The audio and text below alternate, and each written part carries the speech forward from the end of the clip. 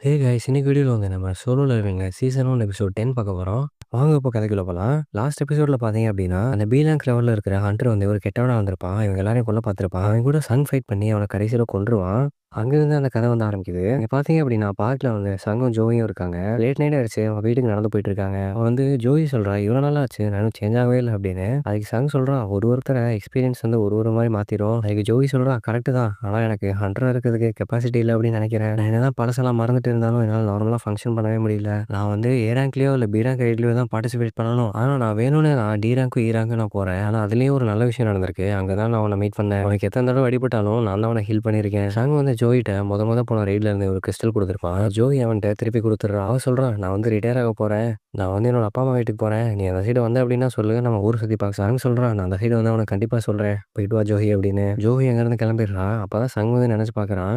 அந்த ஹண்டர் அசோசியேஷன்ல இருந்த ஆஃபீசர் வந்து என்ன சொல்லியிருப்பாரு அப்டின்னா, "உன்ன மாரி ஒரு இ ரேங்க் லெவல்ல இருக்கிற ஆளு, பி ரேங்க்ல இருக்க காங்க வந்து டிஃபீட் பண்ணியிருக்க முடியாது. செகண்ட் அவேக்கனிங்க்கு உன்ன ஆல்ரெடி எக்ஸாமின் பண்ணியிருக்கோம். ஆனா அதுல ஒண்ணுமே தெரியல. பட் நீ வந்து கேர்ஃபுல்லா இரு. உன் வாழ்க்கைய பார்த்துக்கோ" அப்படின்னு சொல்றாரு. சங் கேட்குறான், "என்ன சொல்றீங்க?" அப்படின்னு. "லாஸ்ட்டா நடந்த இன்சிடென்ட்ஸ்ல எல்லாத்துலயுமே நீயும் டி ரேங்க் ஹண்டர்ஸும் மட்டும் தான் சர்வை பண்ணியிருக்கீங்க. டான்ஷாக் வந்து ஒரு யங்கர் பிரதர் இருக்கான். அவன் வந்து உன்ன தேடிட்டு இருக்கான். அவனுக்கு அவன் எப்படி செத்தான் அப்படின்றதெல்லாம் கவலை இல்ல. நீங்க 2 பேரும் உயிரோட இருக்கீங்க. அதான் அவன உறுத்திட்டே இருக்கு." சங் கேட்குறான், "டாங்ஸோ வந்து இஸ்ராங் ஹண்டர் தானே? அவன் என்ன தேடிட்டு இருக்கானா?" அப்படின்னு. அதுக்கு அந்த ஆஃபீஸர் சொல்றான், "இஸ்ராங் ஹண்டர்ஸ பொதுவாவே லா எதுவும் பண்ண முடியாது.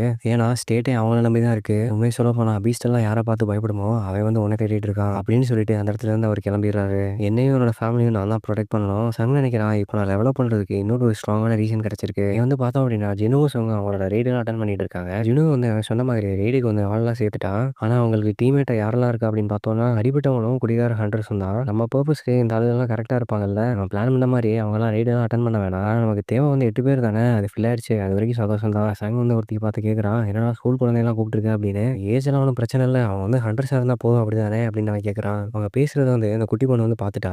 அவன் வந்து அவங்கள்ட்ட சொல்றான், "நீங்க ரூடா பேசுறீங்க. நான் குட்டி பொண்ணா இருந்தா என்ன ஹண்டரா இருக்கேன்ல. அது போதாதா?" அப்படின்னு. சங் வந்து கேட்குறான், "உனக்கு எக்ஸ்பீரியன்ஸ் இருக்கா? நீ இ ரேங்க் லெவல் தானே?" அப்படின்னு. அதுக்கு அவன் சொல்றான், "நான் இ ரேங்கா இருந்தா என்ன இப்போ? சரி அதெல்லாம் இங்க முக்கியம் இல்ல. நீங்க எல்லாருமே இங்க வெயிட் தான் பண்ண போறீங்க. நானும் ஜினுவும் மட்டும் தான் டனனுக்குள்ள போறோம். அங்க இருக்க எல்லாரும் கேட்குறாங்க, உண்மையிலேயே நீங்க 2 பேர் மட்டும் தான் போறீங்களா? நாங்கலாம் அப்ப இங்கேயே வெயிட் பண்ணலாமா?" அப்படின்னு. "இங்க வெயிட் பண்றதுக்கு $3,000,000 குடுக்குறீங்களா?" அப்படின்னு கேட்குறாங்க. ஆமா அது வந்து கரெக்ட் தான். ஒரு ஆளுக்கு ஒரு ரெய்டு போனாங்க அப்படின்னா $3,000,000 கிடைக்கும். ஆனா ஒரு விஷயம், நீ இந்த மாரி டீல் இருக்கு அப்படின்றத வெளியில யார்ட்டயுமே சொல்லக்கூடாது. சங் வந்து அந்த நேரத்துல ஒரு மேஜிக் ஸ்டோன் எடுக்குறான். அந்த ஸ்டோன் யார்ட்ட இருந்து வந்தது அப்படின்னா, லாஸ்ட் எபிசோட்ல காங் ஹண்டர் வந்து டிஃபீட் பண்ணியிருப்பான். அவன்ட்ட இருந்து வந்தது. அது வந்து ஒரு ஸ்டெல்த் மேஜிக் இருக்கிற ஒரு ஸ்டோனு. அத வந்து அவன் உடைச்சு யூஸ் பண்ணிக்கிறான். அவனுக்கு இப்போ ஸ்டெல்த் பவர் வந்து அக்வயர் ஆயிடுச்சு. பின்னாடி திரும்பி பார்த்தோம் அப்படின்னா, ஜினு வந்து ஒரு காஸ்ட்லியான சைனீஸ் ஃபுட் ஒண்ணு போட்டு வரான். அவன் பார்த்து கேட்குறான், "என்னடா அது? இது எதுக்கு போட்டு வர?" அப்படின்னு. "ஆமா நம்ம 2 பேர் மட்டும் தான் போறோம் அப்படின்னா, எனக்கு வந்து எக்ஸ்ட்ரா புரொடெக்ஷன் தேவையில்ல. அதுக்கு தான்" அப்படின்னு சொல்றான். சங் வந்து விளையாட்டுத்தனமா சிரிச்சுட்டு அவன தள்ளி விட்டுறான். ஜினோவால எந்திரிக்கவே முடியல. கீழ விழுந்துடுறான். அவங்க 2 பேரும் டனலுக்குள்ள ரெய்டுக்கு போயிடுறாங்க. வெளியில இருக்கவங்கலாம் சொல்றாங்க, "யாரும் இவங்க முட்டாளா இருக்கானுங்க. இவங்க பண்ணது ஒரு பெரிய தப்பா இருக்க போகுது" அப்படின்னு சொல்றானுங்க. இவன் வந்து ஸ்கூல்ல கிளாஸ் நடந்துட்டு இருக்கு. சங்கோட தங்கச்சி வந்து உட்காந்துருக்கா. "என்ன இன்னைக்கு சாங்லயே வந்து லீவ் போட்டாளா?" அப்படின்னு அவ சொல்றா. இப்பதான் நமக்கு ஒரு விஷயம் புரிய வருது. ரெய்ட் அட்டெண்ட் பண்ண பொண்ணு வந்து சங்கோட தங்கச்சியோட ஃப்ரெண்டு தான். அவங்க 2 பேரும் ரெய்டுக்கு போயிட்டு 1 ஹவர் ஆச்சு. அவங்க இன்னும் திருப்பி வரவே இல்ல. மத்த ஹண்டர்ஸ் எல்லாருமே வெளியில நின்னு பேசிட்டு இருக்காங்க. கொஞ்ச நேரத்துல உள்ள இருந்து ஜினோவும், சங்கும் வெளியில வந்துடுறாங்க. அவங்க வரத பார்த்து எல்லாருமே ஷாக் ஆயிடுறாங்க. ஏன்னா கேட் வந்து க்ளோஸ் ஆயிடுச்சு. கேட் க்ளோஸ் ஆச்சு அப்படின்னா, பாஸ் வந்து டிஃபீட் பண்ணப்பட்டாங்க அப்படின்னு அர்த்தம். என்னடா அவங்க சொன்ன மாதிரி 2 பேர் மட்டும் ரெய்டுக்கு போயிட்டு முடிச்சுட்டு வந்துட்டாங்களே அப்படின்னு இவனுக்குலாம் ரொம்ப ஆச்சரியம். சங் சொல்றான், "சரி வாங்க நேரத்துல இருந்து கிளம்பலாம். நமக்கு இன்னைக்கு 3 ரெய்டு இருக்கு" அப்படின்னு. 3 ரெய்டா? அப்படின்னா எல்லாருக்கும் ஒரு நாளைக்கு $9,000,000 கிடைக்குமா அப்படின்னு சொல்றாங்க. ஆமா கரெக்ட் தான். வாங்க போலாம் அப்படின்னு சொல்லிட்டு எல்லாரும் அங்கிருந்து கிளம்பிடுறாங்க. இங்க பார்த்தோம் அப்படின்னா, சங் வந்து அடுத்த ரெய்டுல பீஸ்ட் எல்லாம் கொன்னுட்டு இருக்கான். காப்ளின் பீஸ்ட்லாம் வருது. அது சங்குக்கு வந்து ஒரு பெரிய விஷயமாவே தெரியல. அசால்ட்டா கொன்றுறான். அதே சமயத்துல ஜினு பார்த்தோம் அப்படின்னா, உள்ள இருந்த கிறிஸ்டல்லாம் மைன் பண்ணிட்டு இருக்கான். அவன் டெய்லி ரொட்டீனா இதே மாதிரி ரெய்ட் போயிட்டே இருக்கான். நிறைய ரெய்ட் அட்டெண்ட் பண்றான். ஒரு ரெய்ட்லயும் ஒரு மாரி பீஸ்ட் வருது. ரொம்ப ஸ்ட்ராங் ஆயிட்டே போகுது. ஆனா சங்குக்கு இதெல்லாம் இப்ப மேட்டரே கிடையாது. சங் வந்து ஒரு பீஸ்ட்டா கொல்லும்போது அவன் வந்து டெவலப் ஆயிட்டே இருக்கான். ரொம்ப ஸ்ட்ராங் ஆயிட்டே இருக்கான். வெளியில மத்த ஹண்டர்ஸ் எல்லாருமே பார்க்குறாங்க ஆச்சரியத்துல. என்னடா அவனுங்க போயிட்டே இருக்கானுங்க. ஒண்ணுமே புரியலையே அப்படின்னு. அவனுக்கு வந்து நிறைய லெவலப் பாயிண்ட்ஸ் கிடைச்சிருக்கு. அந்த நேரத்துல சங் வந்து அவனோட பவர் எல்லாமே அப்கிரேட் பண்ணிக்கிறான். லாஸ்ட்டா கிடைச்ச இன்விசிபிள் பவரையும் அவன் இந்த ரெய்ட்ல யூஸ் பண்ணிக்கிறான். அவன் நினைக்கிறப்போ, இப்போதைக்கு நான் வந்து ஒரு ஏ ரேங்க் அப்படி இல்லன்னா பி ரேங்க் நடுவுல இருப்பேன். ஆனா இப்போ வந்து நான் அந்த கேசல் டஞ்சன அட்டாக் பண்றதுக்கு ரெடியா இருப்பேனான்னு தெரியல. அப்போ திடீர்னு அவனுக்கு ஒரு நோட்டிஃபிகேஷன் வருது. Player has reached required level அப்படின்னு. என்னடா அது அப்படின்னு யோசிச்சுக்கிட்டே இருக்கான். அதுக்கடுத்து இன்னொரு நோட்டிஃபிகேஷன் வருது. Job change quest has been ordered அப்படின்னு. கட் பண்ணிட்டு இங்க பார்த்தோம் அப்படின்னா, ஒரு கில்டோட ஆஃபீஸ்ல வந்து ஒரு மேனேஜர் பேசிட்டு இருக்கான். அவன் வந்து ஒரு விஷயத்த ரொம்ப சஸ்பீஷியஸா பார்க்குறான் கம்ப்யூட்டர்ல. என்ன அப்படின்னா, சீரன் கேட்ஸ் வந்து ஆக்ஷன் பண்றாங்க. அது ஆன்லைன்ல போயிட்டு இருக்கு. 150 மில்லியன் வந்து குடுத்துருக்காங்க. எவன்டா அது 150 மில்லியன் குடுத்து ஸ்ரீராம் கேட்ஸ்க்கு ரைட்ஸ் வாங்குறான் அப்படின்னு அவன் யோசிக்கிறான். அதுக்கு அவன் ஜூனியர் சொல்றான், ஒரே ஒரு ஸ்ட்ரைக் டீம் மட்டும் தான் மார்க்கெட்டோட டபுள் ரேட்டுக்கு வாங்குறாங்க அப்படின்னு. அதுல ஜினோ அப்படின்னு போட்டிருக்கு. யோஜின் கன்ஸ்ட்ரக்ஷன்ஸோட பிரசிடென்ட்டோட 2வது பையன் அப்படின்னு. என்னது யோஜின் கம்பெனியா அப்படின்னு இவன் ஷாக் ஆகுறான். இது என்னடா புதுசா பணக்கார விளையாட்டா இருக்கு அப்படின்னு யோசிக்கிறான். ஏதோ பெருசா இருக்கு அப்படின்னு அவன் சஸ்பெக்ட் பண்றான். அதுல கீழ வந்து சங்கோட நேம் இருக்கிறதையும் பார்த்துட்டு ஷாக் ஆயிடுறான். என்னடா இது ஒரே சஸ்பீஷியஸா இருக்கு அப்படின்னு. இதுல ஏதோ ஒரு பெரிய சதி இருக்கு அப்படின்னு நான் நினைக்கிறேன் அப்படின்ட்டு அவன் யோசிக்க ஆரம்பிச்சிட்டான். இங்க பார்த்தோம் அப்படின்னா சங்கும் ஜினுவும் ரெய்டா போயிட்டு அவன் முடிச்சுட்டு வெளியில வந்துட்டு இருக்காங்க. நடக்கிறது எல்லாத்தையுமே அந்த சின்ன பொண்ணை பார்த்துட்டு வேடிக்கை பார்த்துட்டு இருக்கா. ரொம்ப சர்ப்ரைஸ் ஆயிடுறா. சங் நடந்து போறத வந்து இவ பார்த்துட்டே இருக்கா. சங்க வந்து கேட்குறான், என்னாச்சு அப்படின்னு. ஒண்ணும் இல்ல அப்படின்னு அவன் சொல்லிடுறான். இங்க வந்து அந்த கில்டோட ஆஃபீஸ்ல மேனேஜருக்கு வந்து சந்தேகம் வந்துருச்சு. தங் வந்து ஒரு வேற டபுள் அவேக்கனிங் எடுத்துட்டு போனோம் அப்படின்னு. அவன் ஜூனியர் கேட்குறான், எத வச்சு எப்படி சொல்றீங்க? அதுக்கு அவன் சொல்றான், முதல்ல அந்த டபுள் லெஜெண்ட்ல நடந்தது. அதுக்கப்புறமா டோன்சோக் இறந்தது. அப்புறமா லாஸ்ட்டா காங் வந்து இறந்தது. இது 3 இன்சிடென்ட்லயுமே சங் வந்து அந்த இடத்துல இருந்திருக்கான். அவன் மட்டும் தப்பிச்சு வந்திருக்கான். அப்பதான் ஜூனியர் சொல்றான், ஆமா எனக்கும் ஒரு சந்தேகமா தான் படுது அப்படின்னு. 2 பேரும் அந்த ஆஃபீஸ்ல இருந்து கிளம்பி ஒரு இடத்துக்கு போறாங்க. ஜூனியர் கேட்குறான், எங்க நம்ம போறோம் அப்படின்னு. அவன் வந்து அவங்க வெயிட் பண்ற இடத்த ஸ்கவுட் பண்ண போறேன் அப்படின்னு சொல்றான். அந்த கேட் கிட்ட நடக்கிறதெல்லாம் பார்த்துட்டு ஷாக் ஆயிடுறான். என்னடா அது பிக்கிங் பாய் உட்காந்துருக்கீங்க எல்லாரும் அப்படின்னு. அந்த சின்ன பொண்ணு வந்து சொல்றான் அவங்கள்ட்ட, வேறையாக நீங்க வரக்கூடாது. இது வந்து ஹண்டர்ஸ் மட்டும் தான் அப்படின்னு. அதுக்கு அந்த மேனேஜர் சொல்றான், ஐயோ சாரி மன்னிச்சிடுங்க. நான் தெரியாம சைடு வந்துட்டோம். ஏதோ ஹண்ட் நடக்குதுன்னு சொன்னாங்க. அதான் பார்த்துட்டு போலான்னு வந்தோம். அவன் கேட்கறான், என்ன வெளியில யாருமே சேர் போட்டு உட்காந்துருக்கீங்க? யாருமே போல அப்படின்னு. இல்ல நாங்க போல எல்லாருமே இங்க தான் இருக்கோம் அப்படின்னு அவன் சொல்றான். அப்போ வந்து அந்த மேனேஜர் உண்மையை புரிஞ்சுக்கிறான். ஹண்டரும் ஜினுவும் மட்டும் தான் உள்ள போயிருக்காங்க அப்படின்னு. இப்போ வந்து அவன் இந்த விஷயத்த கன்ஃபார்மே பண்ணிட்டான். சரி ஓகே நான் இங்கேருந்து கிளம்புறேன் அப்படின்னு சொல்லிட்டு அங்கேருந்து கிளம்பிட்டான்.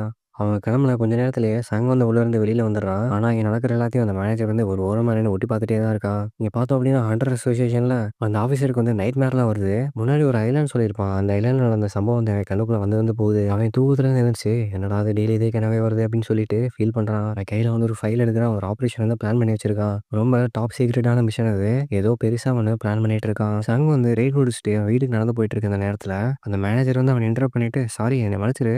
உன்ட்ட ஒரு சில விஷயம் பேசணும் அப்படின்னு சொல்றான். அவன் சொல்றான், என் பேர் வந்து சங்மேன். நான் வந்து ஒயிட் டைகர் ஹில்ல மேனேஜரா இருக்கேன். அவங்க 2 பேரும் அங்கேருந்து கிளம்பி ஒரு கஃபே ஷாப் போயிட்டு அங்க உட்காந்து பேசிட்டு இருக்காங்க. சங் பார்த்து அவன் கேட்குறான், ஒயிட் டைகர் ஹில் தான் இந்த கண்ட்ரிலேயே one of the best guild. நாங்க வந்து ப்ராமிசிங்கான நியூ டேலண்ட் எப்பயுமே தேடிட்டே இருக்கோம். நான் ஸ்ட்ரைட்டா விஷயத்துக்கு வந்துடுறேன் இப்போ. நீ வந்து எங்களோட ஜாயின் பண்ணிடுற. நான் வந்து யோஜின் கன்ஸ்ட்ரக்ஷன் உனக்கு எவ்வளோ குடுக்குறாங்களோ அதை விட டபுளாவே பே பண்றோம். உனக்கு எதுவும் அடிஷனல் கண்டிஷன் இருக்கு அப்படின்னா அதுக்கும் நாங்க ஹாப்பி தான். அதுக்கு சங் திரும்பி ரெஸ்பாண்ட் பண்றான்.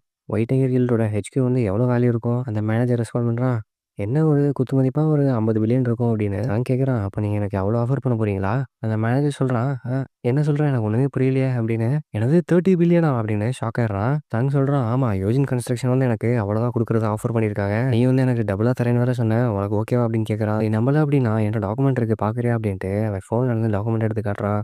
அதுக்கு அந்த மேனேஜர் சொல்றான், இந்த விஷயத்த நான் ஹையர் ஆஃபீஷியல்ல பேசணும் அப்படின்னு. சரி ஓகே அப்படின்னா நமக்கு இந்த இடத்துல பேசுறதுக்கு எதுவும் இல்ல அப்படின்னு சொல்லிட்டு சங் வந்து எந்திரிச்சு கிளம்புறான். மேனேஜர் நினைக்கிறான், ஐயோடா நான் வழக்கம் போல ரொம்ப அவசரப்பட்டுட்டேன் அப்படின்னு. போகும்போது சங் வந்து அவன்கிட்ட கேட்குறான், என்னை பத்தி உனக்கு எப்படி தெரிஞ்சுது அப்படின்னு. நீ என்ன என்னை ஃபாலோ பண்றியா அப்படின்னு கேட்குறான். அதை கேட்டுட்டு அவன் திடீர்னு மறைஞ்சு போயிட்டான். எங்க போனான் அப்படின்னு பார்த்தா அவன் எங்கேயும் போல அங்கேயே தான் இருக்கான். அவனோட இன்விசிபிள் மேஜிக் வந்து யூஸ் பண்ணியிருக்கான். அவன் கண்ணத்துல ஒரு குட்டி ஸ்கிராச் ஒன்று போட்டுட்டான். மேனேஜர் நினைக்கிறான், என்னடா அது இன்விசிபிள் ஸ்கில் போட்டிருக்கானா அவன் அப்படின்னு. எனக்கு செகண்ட் டைம் நடந்தப்ப ஸ்டெல்த் கூட வந்துருச்சா அப்படின்னு நினைக்கிறான். இப்பதான் புரியுது எனக்கு யோஜன் கன்ஸ்ட்ரக்ஷன் வந்து அவனுக்கு ஏன் அவ்வளோ பெரிய ஆஃபர் குடுத்துருக்காங்க அப்படின்னு. அவன் வந்து சொல்றான், சரி நான் இப்போ உண்மைய சொல்லிடுறேன். டஞ்சன் மார்க்கெட் வந்து இப்போ ரொம்ப டல்லா இருக்கு. அதனால ரூக்கீஸ ட்ரெயின் பண்றது கொஞ்சம் லேட் ஆகுது. அத வந்து நான் ஆன்லைன்ல இன்வெஸ்டிகேட் பண்ணிட்டு இருந்தேன். அப்பதான் ஒரே ஆள் வந்து நெறைய காசு குடுத்து எல்லா கேட்ஸையும் ஆக்ஷன்ல எடுக்கிறத பார்த்தேன். அதுல உன் பேர் பார்த்தேன். அதனால தான் நான் உன்னை ஃபாலோ பண்ணி வந்தேன். சங் கேட்குறான், இந்த விஷயம் வேற யார் யாருக்கு தெரியும் அப்படின்னு. அதுக்கு அவன் சொல்றான், எனக்கும் என்னோட ஜூனியருக்கு மட்டும் தான் தெரியும் இப்போதைக்கு. சங் சொல்றான், இந்த விஷயம் வெளியில வேற யாருக்கும் தெரிஞ்சுச்சு அப்படின்னா நான் ஃபர்ஸ்ட்டு உங்க 2 பேத்தையும் தான் சந்தேகப்படுவேன். சரி ஓகே நீங்க சொல்ற மாதிரியே நான் செஞ்சுடுறேன். வேற யார்ட்டயுமே இத நான் சொல்ல மாட்டேன் அப்படின்னு அவன் சொல்றான். ஸ்ரீரங் டஞ்சன்ல ஆக்ஷன் எடுக்கிறோம் அப்படின்றத நீங்க தப்பா எடுத்துக்காதீங்க. ஆனா இன்னும் கொஞ்சம் நாளைக்கு நாங்க அப்படிதான் பண்ணிட்டு இருப்போம். அதனால நான் உனக்கு இப்போ ஒரு டீல் தரேன். அது என்ன டீல் அப்படின்னா, நான் வந்து உனக்கு 3 சீக்ரெட் ரைட்ஸ குடுக்குறேன். இத நீ ரிஃப்யூஸ் பண்ணிட்ட அப்படின்னா உன்னோட கம்பெனி வந்து அடுத்து ஸ்ரீரங் கேட்ஸே நீங்க எடுக்க முடியாது. அதுக்கு அவன் சொல்றான், சரி ஓகே நான் எடுத்துக்கிறேன். ஆனா எவ்வளவு அப்படின்னு கேட்குறான். ஒரு கேட்டுக்கு 300 மில்லியன் அப்படின்னு சங் சொல்றான். இது 300 மில்லியனா அப்படின்னு அவன் கேட்குறான். டஞ்சன்ல கிடைக்கிற பொருள் எல்லாமே மேக்ஸிமம் 200 மில்லியன் தான் வரும். இது ரொம்ப அதிகமா இருக்கே அப்படின்னு அவன் சொல்றான். நீ வந்து கொஞ்சம் பிரைஸ குறைச்சுக்கிறியா அப்படின்னு கேட்குறான்.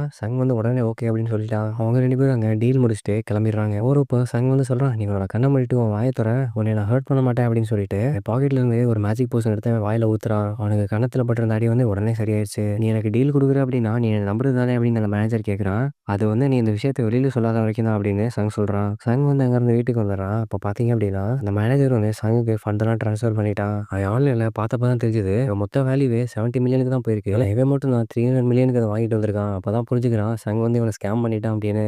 அப்பதான் அந்த மேனேஜர் நினைக்கிறான், நான் ஸ்கவுட் பண்றதுலயும் தப்பு பண்ணிட்டேன். இப்ப ஸ்கேம் வேற ஆயிட்டேனே அப்படின்னு. அப்பதான் அந்த மேனேஜருக்கு ஒரு மெசேஜ் வருது. மெசேஜ்ல வந்து சங் பேசிட்டு இருக்கான். "நீ என்ன ஸ்பை பண்ணல. அதுக்கும் இதுக்கும் கணக்கு சரியா போச்சு. இதுக்கப்புறம் நமக்குள்ள ஒண்ணுமே இல்ல. முடிச்சுக்கலாம்" அப்படின்னு சொல்றான். சங் வந்து பார்த்தோம்னா, அந்த ஊர்ல இருந்து கிளம்பி இப்போ வேற ஒரு ஊருக்கு போறான். இதோட அந்த எபிசோட் முடிஞ்சிருது. அடுத்து என்ன நடக்குது அப்படின்றத அடுத்த எபிசோட்ல பார்க்கலாம்.